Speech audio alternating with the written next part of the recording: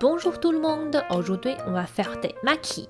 Déjà, ça ce sont des sushis et ça ce sont des makis. C'est différent.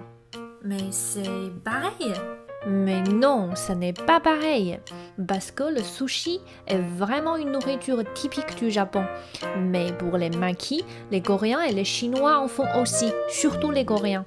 Et on ne met pas que les fruits de mer dans les makis comme les Japonais. Je vais vous présenter 6 types d'ingrédients différents pour les makis. Vous êtes prêts? C'est parti. Voici des ingrédients dont j'aurai besoin pour réaliser les makis.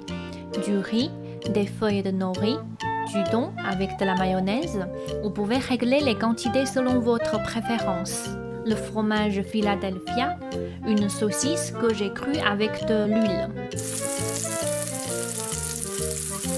Les surémis, le porc sec, dit rou song en chinois. Un concombre coupé de la même longueur que les feuilles de nori, des carottes coupées en 2 formes différentes. Soit on les coupe en grands bâtonnets, soit on peut les couper en lamelles plus fines et cuire avec de l'huile, un peu de sel et une gousse d'ail. Des cornichons et d'une crêpe d'œuf coupée en bâtonnets. Pour avoir une épaisseur importante, j'ai utilisé 4 œufs.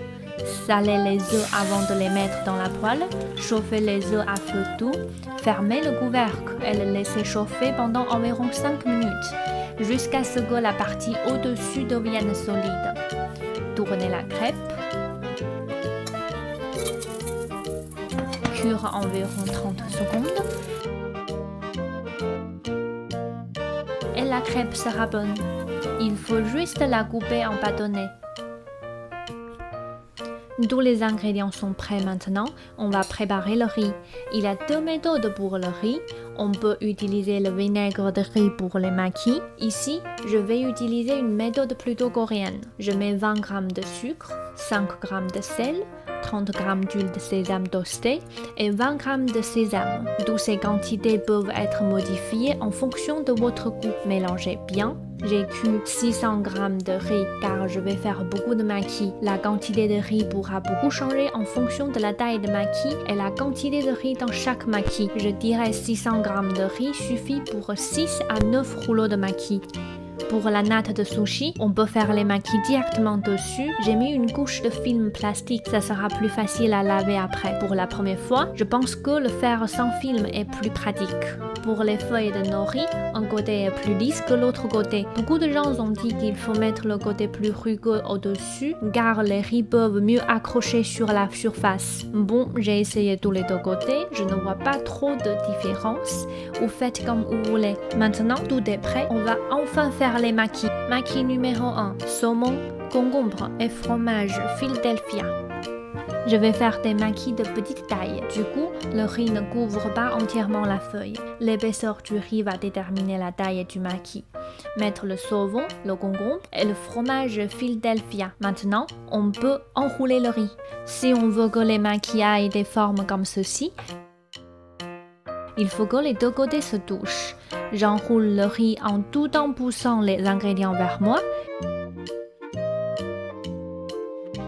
Et ensuite, j'appuie sur le rouleau pour que le maki soit bien dense. Mettre un peu d'eau sur la feuille de nori pour qu'il puisse bien se coller.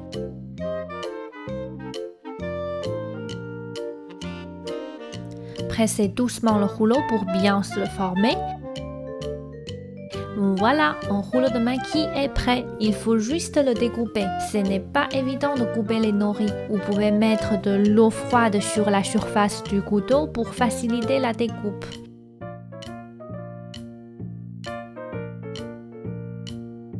Voilà, un rouleau de maki est prêt.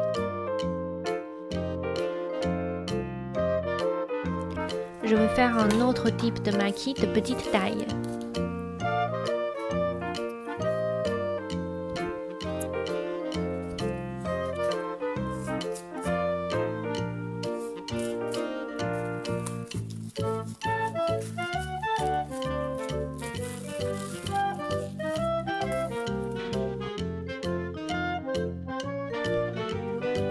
On va faire des makis plus grands. Je mets plus de riz pour cette taille de maki. La méthode pour rouler la nette ressemble à celle utilisée pour les petits maquis. Nous n'avons pas besoin d'aligner les deux côtés du riz. Il faut forcer un peu pour avoir des maquis plus tendres.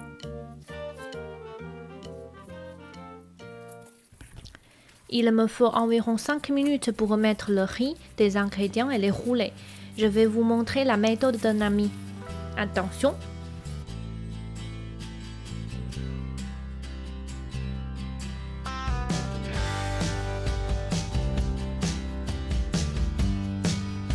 J'étais étonnée par sa méthode pour empiler les ingrédients, mais il est 2 fois plus rapide que moi et c'était très bon. Du coup, faites votre maquis comme vous voulez, tant que c'est bon. Maquis numéro 4, saucisses, concombres, œufs et carottes.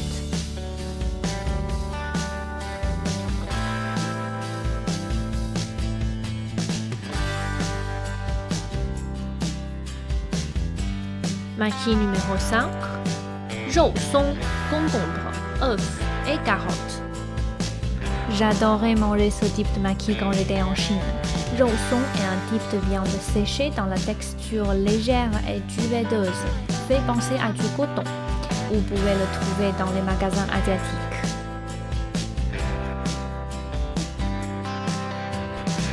Maquis numéro 6, saucisses, cornichons, concombres, œufs, carottes. Vous avez bien lu, j'ai mis des cornichons dans mes maquis.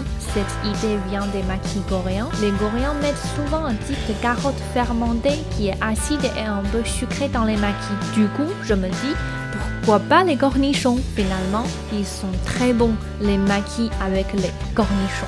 Peut-être j'ai créé le maquis version française. À qui puis-je demander un brevet?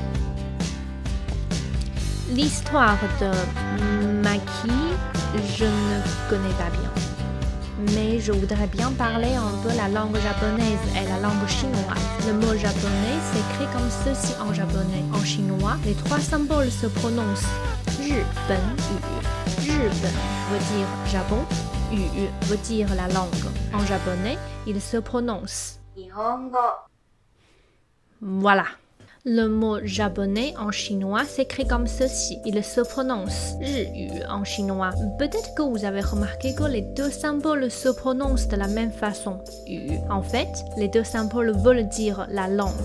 Mais le symbole langue en japonais est le symbole chinois traditionnel. Et le symbole langue en chinois vient de l'écriture chinoise simplifiée qui est celle utilisée en Chine aujourd'hui. Vous avez rien compris? Regardez cette partie. Bon courage!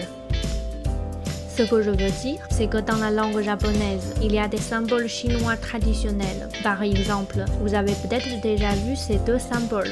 Ils veulent dire sushi en japonais, mais en même temps, en chinois, sushi s'écrit aussi comme ceci et il se prononce 寿司. Ça se ressemble. Dans la page Wikipédia sur les sushis en japonais, je connais tous les mots en jaune dans cette partie qui parle de l'histoire du sushi, car ce sont des symboles chinois traditionnels. Du coup, pour les japonais aussi, quand ils voient les symboles chinois, ils peuvent peut-être aussi deviner certaines phrases. Voilà, la vidéo aujourd'hui est terminée. Bon appétit, à la prochaine!